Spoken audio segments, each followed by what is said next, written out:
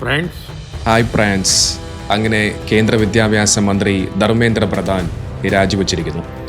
ദിവസങ്ങളായി ഡൽഹിയിലെ തെരുവിൽ സമര പോരാട്ടത്തിനായി ഇറങ്ങിയ വിദ്യാർത്ഥികളുടെ ആ ഒരു പ്രതിഷേധം അങ്ങനെ വിജയം കണ്ടിരിക്കുന്നു. ഇത് വെറുമൊരു വിജയമല്ല, ഇത് രാജ്യത്തെ ലക്ഷക്കണക്കിന് വരുന്ന ചെറുപ്പക്കാരുടെ ചോരയും നീരും കണ്ണീരും കലർന്ന പോരാട്ടത്തിൻ്റെ ചരിത്രപരമായ വിജയമാണ്.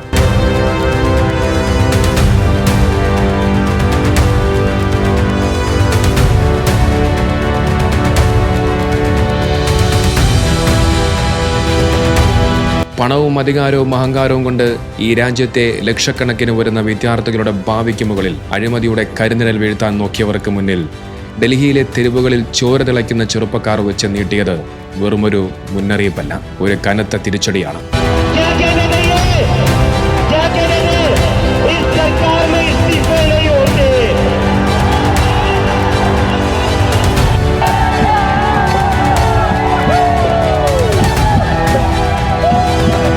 നീറ്റ് പരീക്ഷയിലെ അഴിമതികൾക്കെതിരെ സമരം ചെയ്ത വിദ്യാർത്ഥികളെ അവരെ രാജ്യദ്രോഹികളെന്നും വിദേശത്തു നിന്നും ഫണ്ട് കിട്ടുന്നുണ്ട് എന്നും തീവ്രവാദികളെന്നും ഭീകരവാദികളെന്നും വിളിച്ചാക്ഷേപിച്ചവർക്ക് ശക്തമായ മറുപടി നൽകിക്കൊണ്ട് വിദ്യാർത്ഥികൾ തെരുവിൽ വിജയം കുറിച്ചിരിക്കുന്നു. ഇതൊരു അവസാനമല്ല, ഇതൊരു ഒടുക്കവുമല്ല, ഇതൊരു മുന്നറിയിപ്പാണ്.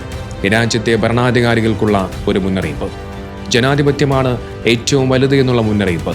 ജനാധിപത്യം മരിച്ചിട്ടില്ല എന്നുള്ള ഒരു മുന്നറിയിപ്പ്. നോക്കൂ, രാത്രിയെന്നോ പകലെന്നോ ഇല്ലാതെ കഷ്ടപ്പെട്ട് പഠിച്ച് പാവപ്പെട്ട കുട്ടികളുടെ സ്വപ്നങ്ങൾക്ക് മുകളിലൂടെയാണ് പണം വാങ്ങി ചോദ്യപേപ്പർ വിറ്റത്. സംഖ്യകളെ നിങ്ങൾ മറന്നുപോകുന്നൊരു കാര്യമുണ്ട്.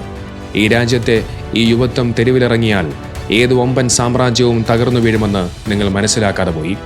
ആ വിദ്യാർത്ഥികളുടെ പ്രതിഷേധങ്ങൾക്ക് മുമ്പിൽ നിങ്ങളുടെ അധികാരവും പണവും കൊണ്ട് ഒന്നും ചെയ്യാനാകില്ല എന്ന് നിങ്ങൾ മനസ്സിലാക്കാതെ പോയി. ഡൽഹിയിലെ കത്തുന്ന വെയിലിനെയും പോലീസിന്റെ ലാത്തി ചാർജിനെയും അടിച്ചമർത്തലുകളെയും ഒക്കെ വകവയ്ക്കാതെ പതിനായിരക്കണക്കിന് വരുന്ന വിദ്യാർത്ഥികൾ തെരുവിലേക്ക് ഒഴുകിയെത്തുമ്പോൾ കോടികളുടെ ഫണ്ടുകളില്ലായിരുന്നു.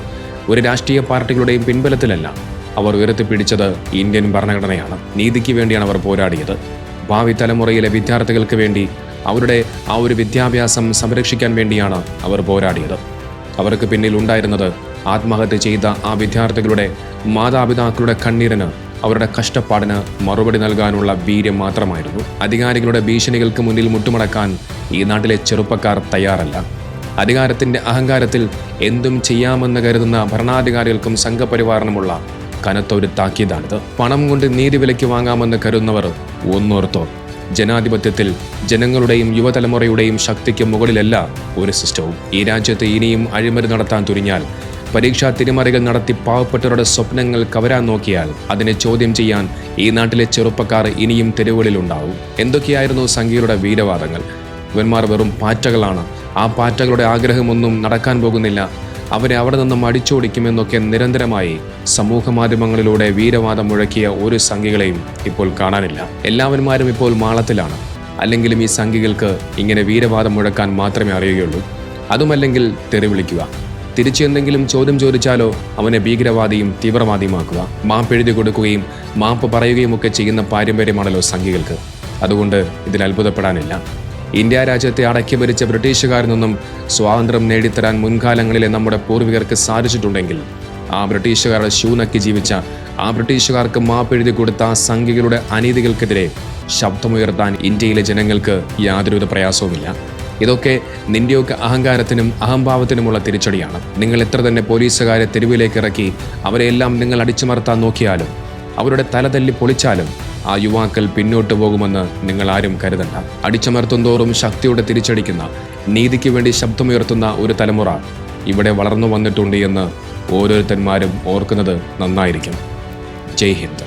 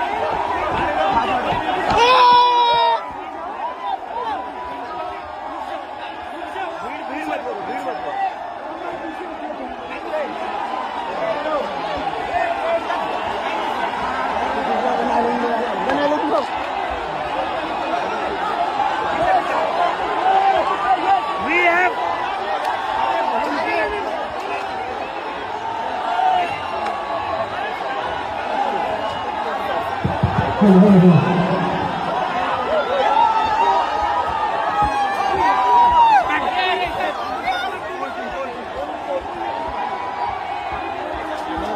We have done it!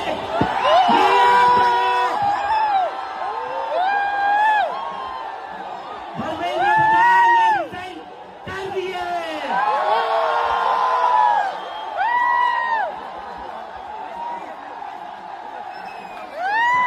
We have bloody done it! क्या कहते थे ये? क्या कहते थे? इस सरकार में इस्तीफे नहीं होते।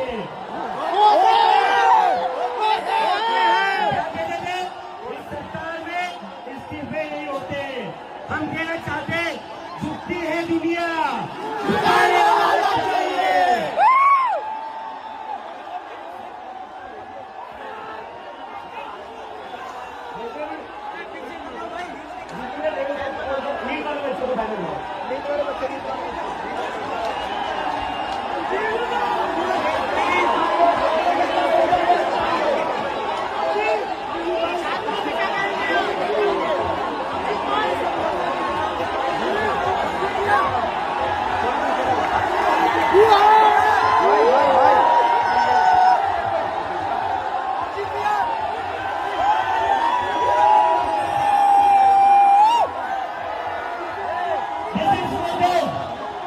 ये उन सभी बच्चों के लिए जिनकी जिंदगी धर्मेंद्र प्रधान ने लिए थे। प्रदीप मेघवाल, ऋतिक मिश्रा, सिद्धार्थ हेगड़े, भाग्यश्री, अंशिका पांडे, उमेश माली, रेणु मीणा, प्रिया कुमारी थापा, शिवानी यादव, अनु गिरना, कहान पटेल, आकांक्षा चतुर्वेदी, रीमा बेगम, मैथिली अशोक सोनवणे, अवंतिका मौर्य, जतीन कुमार, गोपिका, शेख सना, व्यक्तियानंदम, ये वो बच्चे हैं जिनको आज न्याय